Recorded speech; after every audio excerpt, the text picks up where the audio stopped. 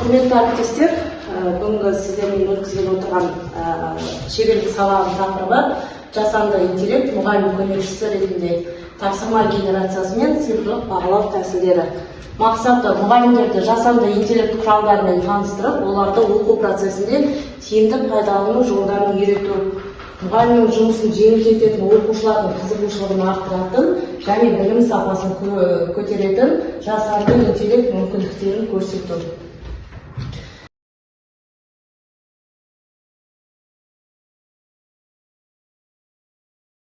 Енді сіздермен бірінші мен таныстыра келіп отырғаным, қазіргі бізде жасанды интеллектке келіп бізде көп көрім мұғалімдерге үлкен бір мүмкіндік, уақытты үнемдеуге жақсы қолайлы бір құрал ретінде қолданамыз.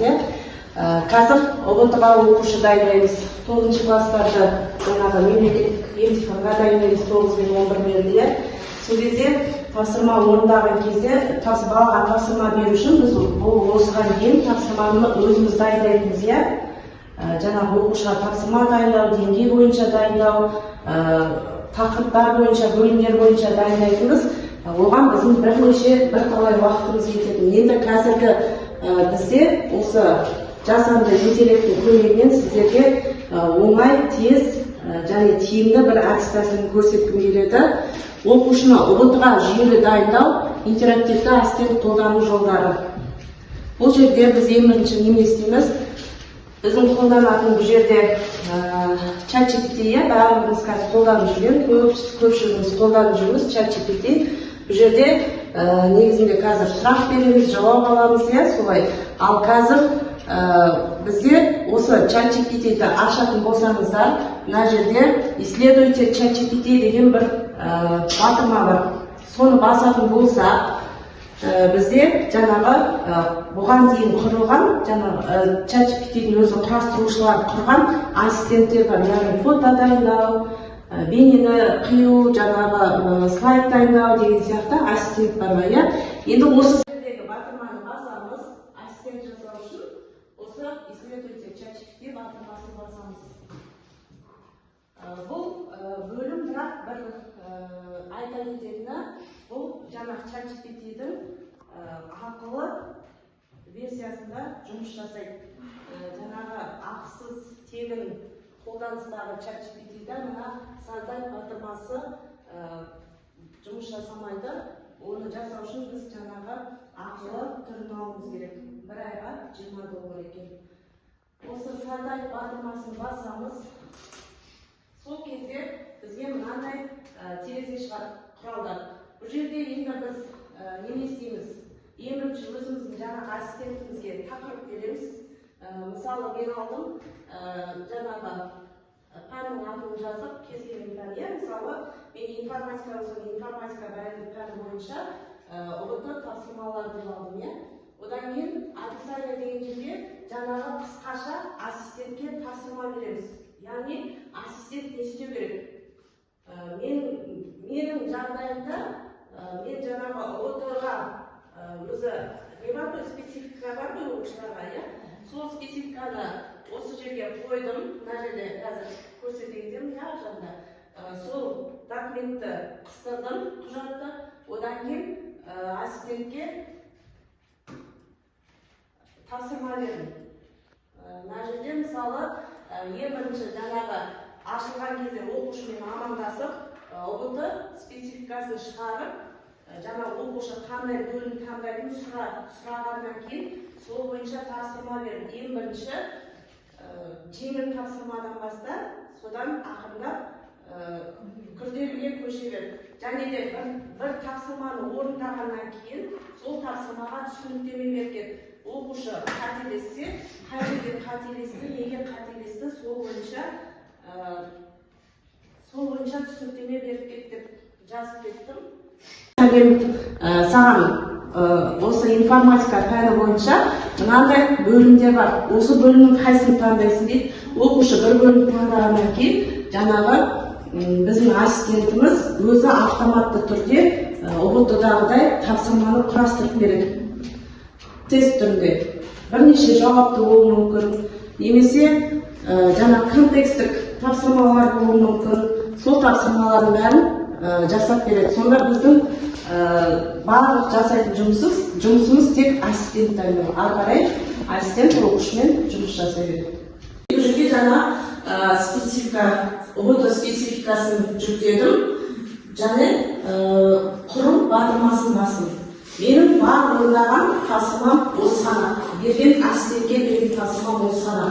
Енді бұл жерде бәрі болғаннан кейін, бізге стандарт батырмасын басқаннан кейін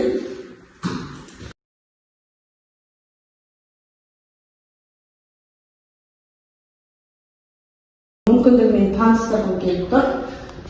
Бұл біз барлығымыз жаңағы негізгі пәндер 90-ның бөлім бойынша немесе 90-ның соңында жиынтық бағаламыз.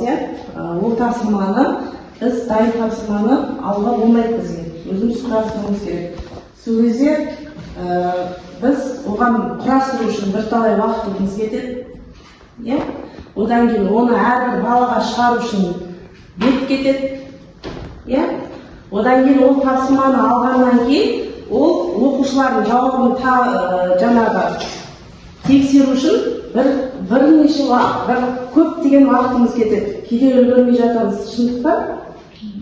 Енді сол жұмысты бізге оңтайландыру үшін тағы осы жасанды интеллект көмекке келеді екен. Жасанды интеллект арқылы біз жаңағыдай не жасаламыз? Бөлім бойынша немесе 90-ық бойынша жиынтық бағалау тапсырмаларын осы жерге жасаламыз. Бұл жерде де бізге жаңағы ChatGPT көмекке келеді ең алдымен.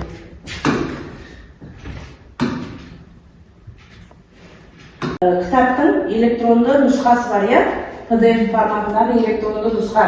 Сол электронды нұсқадағы кітаптың өзімізге керекті бөлімін қиып алуымызға болады. Оны да интернет арқылы жаңағы өз арнайы бағдарламалар PDF беттерді қиып алу. Ортасын қиып аласың ба, шетін ба, жаңағы мына беттен мына бетке дейін қиып алу деп, сол бөлімді дайындап алғаннан кейін сол құжатты мына жерде прикрепить батырмасын басу арқылы осы жерге қыстырамыз құжатымызды. Дайын болған құжатқа біз мына жерге промпт жазамыз. Промпт дегеніміз жаңағы ChatGPT-ға біздің жазатын тапсырмамыз. Бұл жерде бізде ең біздің міндетті болып табылатын жаңағы промптты біз нақты жазуымыз керек. Яғни мына бөлімде маған осындай бұжыры тапсырмаларын дайындап бер. Оның біреуі тест түрінде болсын, біреуі бірнеше жауапты тест түрінде болсын, біреуі сәйкестендіру болсын, біреуі тағы да қандай болады тапсырмалар? Сөйлемді толықтыру деген сияқты сондай дүниелерді айтқаннан кейін жауаптар мен сұрақтарды осы формаға алып келіп қондырамыз. Мына жерде бос форма деген таңдау болады, бірақ бізге жаңағы мәліметі бар форманы таңдағымыз жөн. Бұл жерде бізде оқушы міндетті түрде аты жөнін жазу керек. Мына жерде аты жөнін жазып, мына керек жоқ өрістерді алып тастауымызға болады. Мына қосу батырмасын басамыз. Сол кезде мына жерге сұрақты жазуымыз керек. Одан кейін мына жерге жауаптың түрін жазуымыз керек. Қандай жауапты? Мысалы, текст түрінде берілген жаңағы сөйлем толықтыру керек. Жаңағы бір жауапты тест, бірнеше жауапты тест. Одан кейін жаңағы сурет ретінде кіргізетін болса, оны да кіргізіп қоюымызға болады.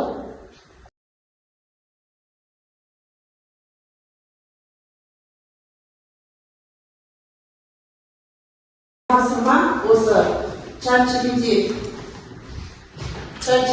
пайдаланып бір тапсырма дайындасаңыздар өз пәндеріңіз бойынша.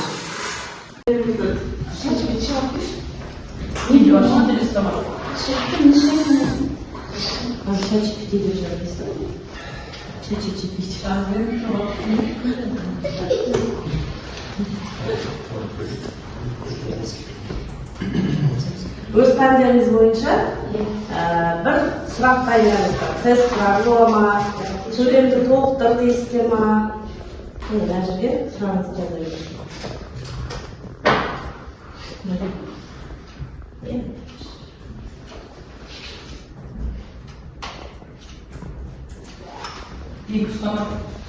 жаңағындай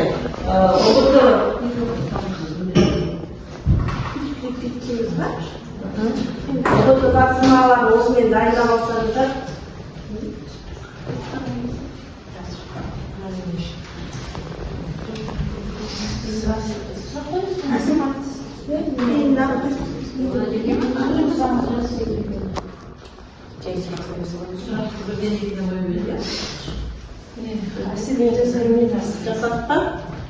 енді дайын болған сұрағымызды біз жаңағы Google формамызды ашайық.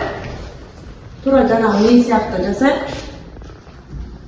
Google форманың несін ашамын ғой, контактілі. Иә, жаңағы мәліметтері бар форманы алайық өйткені оқушы өзінің аты жөнін жазу керек, иә?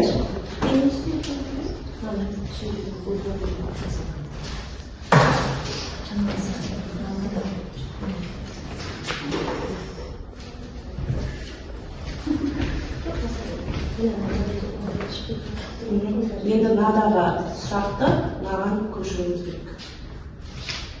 Копировать етіп аламыз ба? Қане, ерекше аламыз. Сен айтып шықтыңыз, Енді мына жерге Google форма ашып аламыз. Google форма жаз. Менікі нетпейді. Ашылмайды.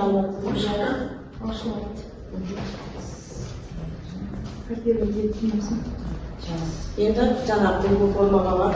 Мына жерге қойылды.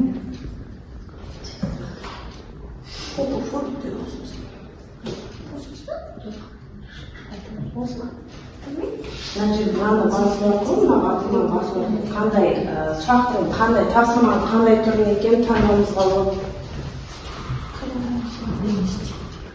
Жауап беріп келіңіз.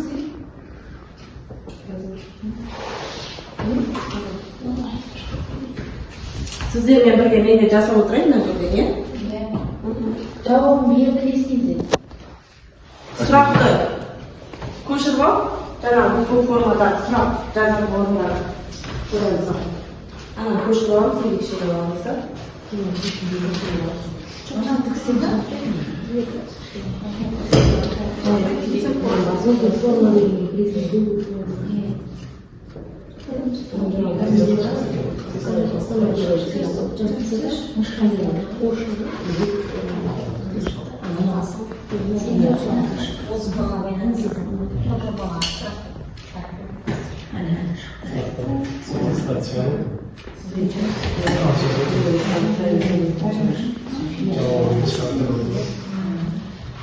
Енді копировать ана жерден жаңа батырма ашып алып жүр, мына жерде Google форма деп жазыңыз.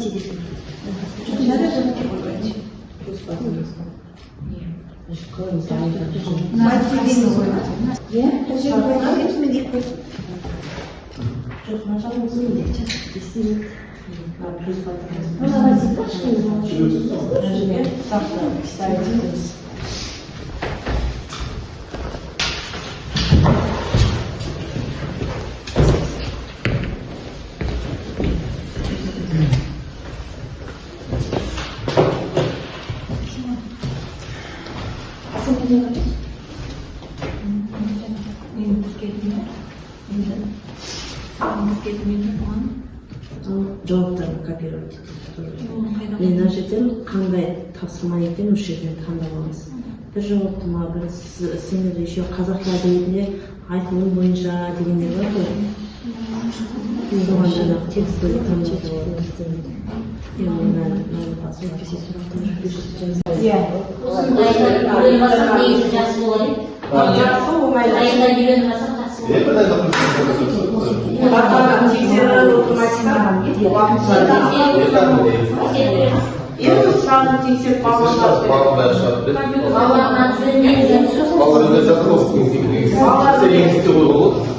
Даже балалар біледі ғой, мынандай нәрсені аты жөнін жаз дейді. Мына жерде ол міндетті түрде аты жөнін жазады. Onu жасаса тасымал орындай алмайды. Сразу Бұдан ары тасымалап кете береді. Енді бұл жерде мынандай нәрсе бар, кейбір балалар бір сұраққа жауап бере алмай қалып жатады, иә. Сол кезде келесі сұраққа өту үшін жаңағы біз тапсырманы дайындаған кезде бізде болады обязательное поле деген. Сонда бізде жаңағы құсбелгісі тұрады, яғни оны толтыру міндетті деген. Егер оны алып тастасақ, бала бұл сұраққа жауап бере алмаса, келесі сұраққа жауап бере береді. Ал бұл сұраққа міндетті түрде жауап беру керек десе, сол жаңағы міндетті мөлш деген жерге галочкамызды қоямыз. Ана сұраққа жауап бермей келесі сұраққа қойып қалмайды. Таза кете алмайды. Ал осында сұрақ ол не? Бізде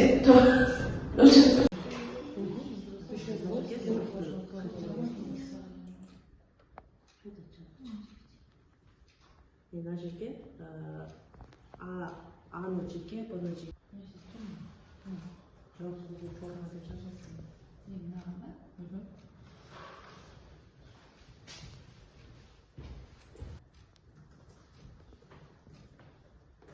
Он уже не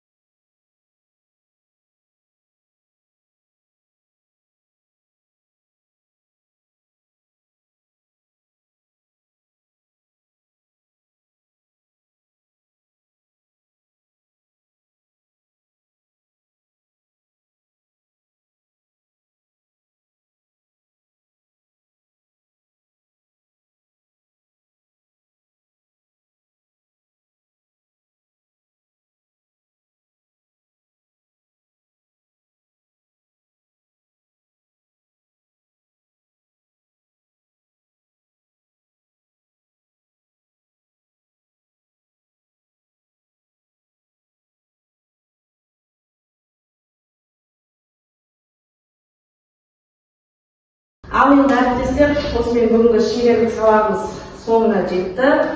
Ұсыныстарыңыз болса, сұрақтарыңыз болса маған қоятын. Сіздерге сөз кезегі сіздерде.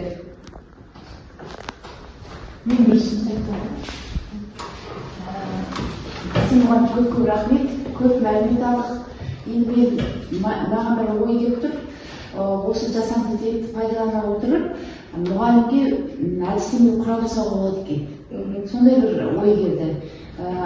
Мұғалімге көмекші ретінде бір жаңағы тапсырмалардың жинағы, тесттардың жинағы, немесе нұсқаулықтардың жинағын осылай өзім жасап алып, оны жаңағы әдістеме құрал ретінде таратуға болады екен. Маған сондай ұсыныс айтқым келді сізге. Рахмет. Сұрақтарыңыз болса, айтып Құрметті Әсемон, құрметті әріптесім, мен бүгінгі өте керемет шеберлік сабағына қатысып шықтық. Өте көп нәрсе алып деп ойлаймын. Бұл енді қазір заман талабына сай жасанды интеллект деген әр салада өздеріне тиімді пайдаланды. Сондықтан да біз педагогтар бізде бұны осындай тиімді өз жағымызға пайдаландық деп шешіп, мінекей Әсем мұғалім бір керемет шеберлік сағат өткізіп отыр екен. Бұл ChatGPT-ді жаңағыдай ассистент қылып жасау мұғалімдерге өте тиімді, жаңа көрдік, теориялық тұрғыдан, практикалық тұрғыдан енді жұмысымызда болашақта пайдаланамыз деп сенеміз. Сізге рахмет, көп-көбе шығарыңызға табыс тілейміз. Олай болса, әріптестер, бүгінгі шеберлік сабағымыз соңына жетті. Бізде мұғалім тек шығармашылық қолдар емес, жасанды интеллект сол шығармашылықты жүзеге асыратын құрал. Біз технологияларды өзімізге жұмыс істеу арқылы білім беру сапасын жаңа деңгейге шығара алады екенбіз. Жасанды интеллектті тиімді қолдану бұл ұстаздың кәсіби шеберлігінің бір көрсеткіші. Баршаңызға шығармашылық табыс пен үздіксіз дамуға тілектеспін. Рахмет.